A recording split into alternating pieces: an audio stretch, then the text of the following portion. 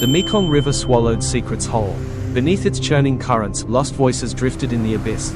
Lin May had been one of them. They found her at dawn, bound to a stone, silk wrapped around her wrists, her throat slit with surgical precision.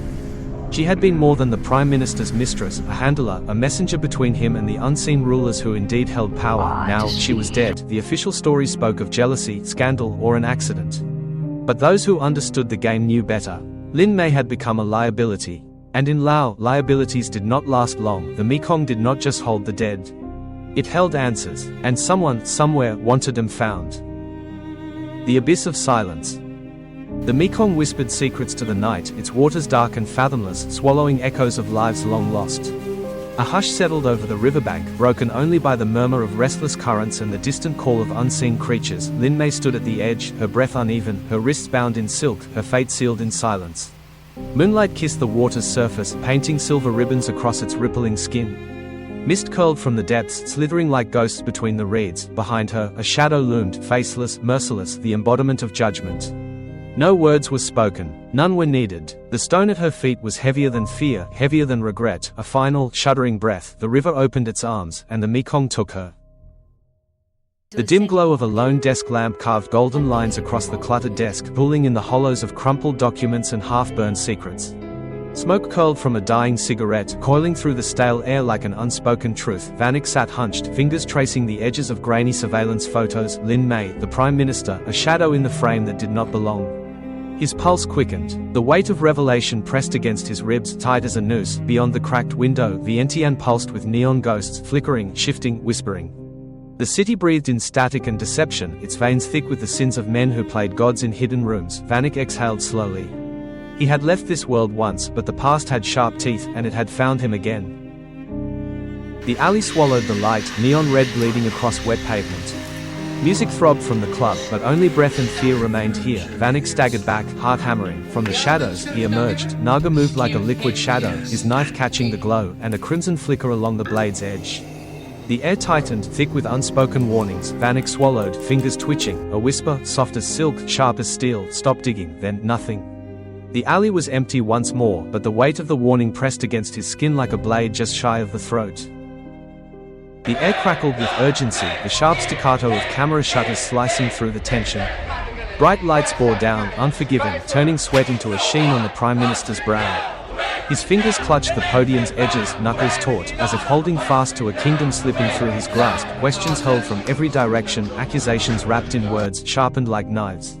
His throat tightened. The weight of power, once intoxicating, now crushed his chest. Behind him, Deputy Prime Minister Chanthavi stood motionless, his face carved from stone. Watching, waiting, a breath, a pause. Then, with the world hanging on his silence, the Prime Minister exhaled, slow, heavy, final. I resign. The room erupted. But even through the chaos, he knew his fall had been decided long before he stepped onto this stage. Sandra, Mai, Siarath moved through the world like a blade, sharp, swift, cutting through the veils of power with ruthless precision. Her eyes, dark as the river at midnight, missed nothing. Truth was her only allegiance, justice her only master. She carried the weight of loss in the quiet way she breathed and in the way her fingers hovered over old scars before gripping her pen like a weapon. The past had shaped her, but it did not own her, and then there was him, Vannak. A tether to a world she could never truly leave behind. A warning, a reminder, a bond unspoken yet unbreakable. Now, the Mekong whispered again, its currents pulling her into a darkness too deep to escape. But fear had never stopped her before, and it wouldn't now. The night pulsed with color, neon lights smearing across rain-slicked streets. Vientiane's markets, once a maze of spices and silk, became a gauntlet of survival. Vannak sprinted through the chaos, shoving past startled vendors, knocking over baskets of fruit and skewers of sizzling meat. Lanterns swung wildly overhead, their golden glow slashing through the darkness. Behind him, Naga, silent, unyielding, a phantom of the hunt. Footsteps pounded closer. A blade glinted beneath the market's flickering lights. Vannak's breath hitched. One misstep, one wrong turn, and the Mekong would claim another secret.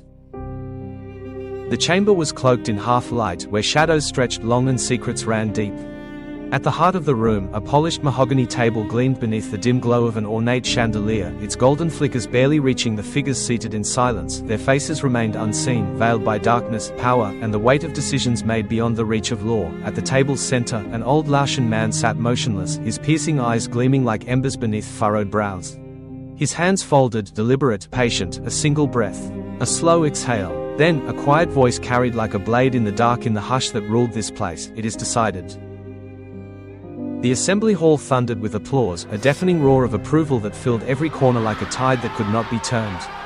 Cameras flashed, banners swayed, and in the center of it all, Chanthavi, he stood tall at the podium, sharp-suited and composed, his bow measured, his expression unreadable.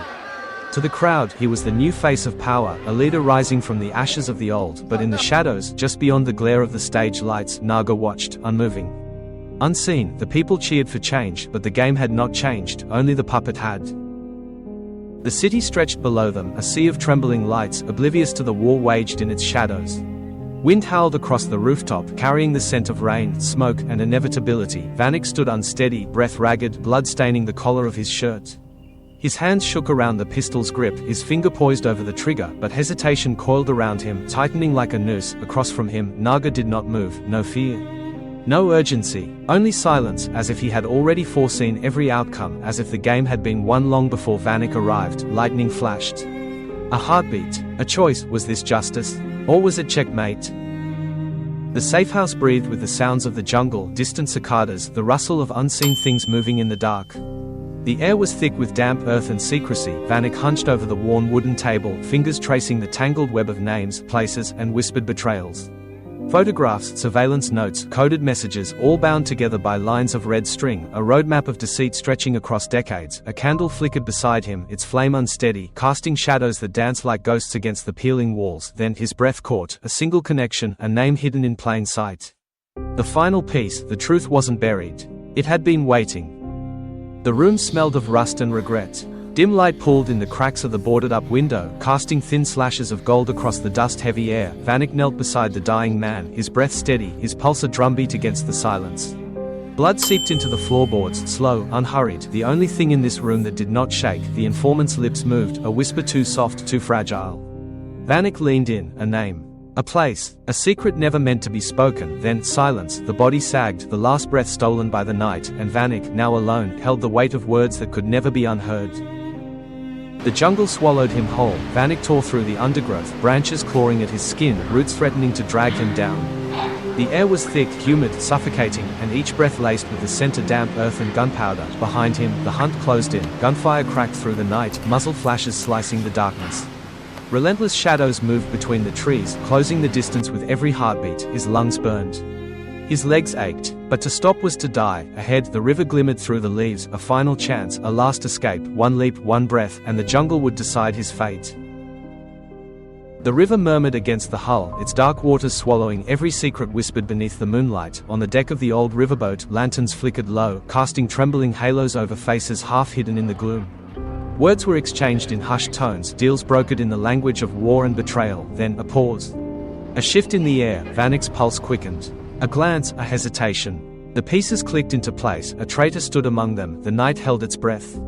The river waited, and somewhere, just beyond the lantern's reach, a hand in the shadows moved toward a weapon.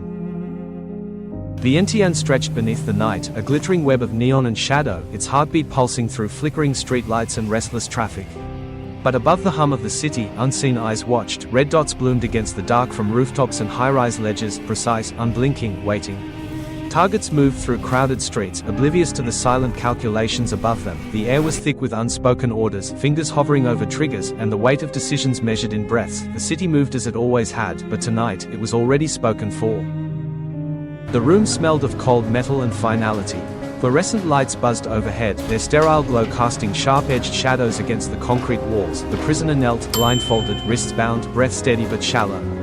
Sweat beaded at his temple, though not from fear. Fear had passed. Only silence remained. Before him, the gunman stood motionless, clad in black, his face hidden behind a mask that did not blink, did not waver. The weight of the pistol in his hand was nothing compared to the weight of the order given. A pause. A breath, then, the sharp crack of inevitability. The blade gleamed under the dim, flickering light, its edge kissed by the last traces of blood. Naga moved with practiced ease, a cloth gliding over steel, wiping away the evidence but never the act. His reflection wavered in the cracked mirror before him, half lit, half hidden. One eye in shadow, the other catching the glow of a dying bulb. A face without a name. A man without a past. The room was silent, but for the slow, deliberate strokes of the cloth, a blade could be cleaned. A life could not. The room was dark, save for the faint glow of the phone screen against a trembling hand. Outside, the city pulsed, alive with 1,000 unspoken truths, but in here, only one mattered, a breath. A hesitation. Then, the call connected, a voice on the other end, low and expectant. No need for pleasantries. No need for guilt, it's done. Fingers curled tight around the phone. Looking toward the window and the streets, Vannak thought he still owned. The line went dead, and somewhere out there, unseen and unstoppable, the consequences had already begun. The river took her without a sound. Beneath the surface, the world was slow, heavy, water pressing in like a silent witness. Lin May's body drifted downward, silk bindings trailing like ghostly ribbons, hair fanning in the currents as if reaching for something just beyond grasp. Moonlight fractured above, shimmering against the depths before fading into darkness. The Mekong did not resist. It had swallowed secrets before. Deeper she sank, past the reach of light, past the whispers of the living. Soon, even the river would forget her name. The river stretched wide and endless, its currents carrying whispers only the lost could hear. Vannak stood at the bow, his coat rustling in the cold morning breeze, eyes fixed on the shifting waters ahead. Behind him, the boat drifted, its wooden frame groaning with the weight of silence. Mist curled along the Mekong's surface, swallowing the distant shoreline in pale shrouds. Another boat moved through the haze, a lone figure standing at its stern, watching, waiting, vanishing into the river's embrace. The past did not rest. The dead did not stay buried. And as the boat carried him forward, Vannak knew, neither would he. The temple courtyard lay silent, bathed in the glow of flickering lanterns. Stone pillars, worn by time, loomed like forgotten sentinels. Incense curled into the night air, masking the scent of something far less holy. A deal struck in the dark. Two figures stood beneath the ancient eaves, shadows stretching long across the cracked tiles. Between them, a briefcase changed hands, smooth, practiced, inevitable. A hush settled. A moment suspended, then, the wind shifted, rustling the prayer flags above. History did not repeat itself, it simply never ended.